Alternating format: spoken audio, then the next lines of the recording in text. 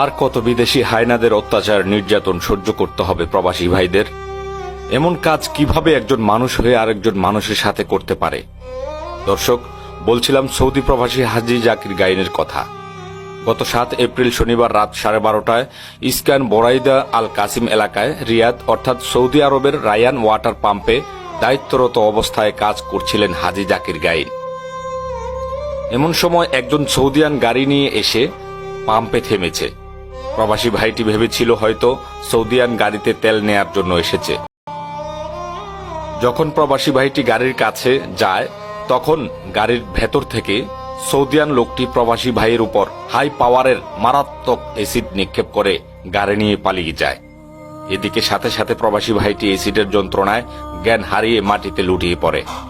বর্তমান তিনি সৌদি আরবের কিং ফাহাদ হসপিটালে মৃত্যুর সাথে পাঞ্জা লড়ছেন। কি কারণে এই প্রবাসী ভাইয়ের উপর এভাবে এসিড নিক্ষেপ করা হয়েছে এর কোনো তথ্য এখনো পর্যন্ত জানা যায়নি। প্রবাসী ভাইটির গ্রামের বাড়ি চাঁদপুর হাইমচর ভৌরবী এলাকায় বলে জানা গেছে। প্রিয় দর্শক, ভিডিওটি সর্বোচ্চ শেয়ার করে ওই সৌদিয়ানকে আইনের আওতায় আনার ব্যবস্থা করতে পারবেন আপনারাই, তাই ভিডিওটি বেশি বেশি শেয়ার করুন। দর্শক, জানা গেছে যে আসলে এই যে গাড়িটা নিয়ে সৌদিয়ান যেই এই ঘটনাটা ঘটেছে সে কিন্তু আরো কয়েকবার এই জায়গার মধ্যে এসছে, মানে 7 তারিখের মধ্যে, মানে এই সুযোগটা সে খুঁজছে কখন যে এই কাজটা করতে পারবে।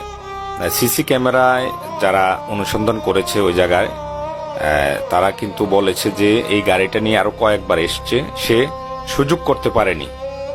এখন যখন দেখছে যে এই পাম্পের মধ্যে তেমন একটা গাড়ি নেই, তেমন একটা ভিড় নেই, এই মুহূর্তে সে এখানে এসে ভালো মতো থেমে এই অঘটনটা ঘটিয়েছে। দেখুন দর্শক, আমাদের প্রবাসী ভাই যারা আছে তারা আসলে অনেক আশা আকাঙ্ক্ষা নিয়ে দেশের বাইরে যায়, বিদেশে যায়।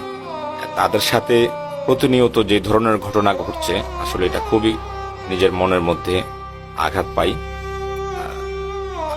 অসহায় ফ্যামিলি যারা আছেন তারা এখন কি করবে বলেন? তারা তো এখন এই যে প্রবাসী ভাইটির দিকে তাকিয়েছিলেন। এখন যেটা জানা গেছে এই প্রবাসী ভাইটি আসলে যেহেতু অনেক কঠিনভাবে আঘাত খেয়েছে সেজন্য বাঁচে কিনা সেই বিষয়টা নিয়ে যারা এখানে ছিলেন তারা সন্দেহ পোষণ করতেছেন এবং তার এখনো পর্যন্ত জ্ঞান ফিরেনি।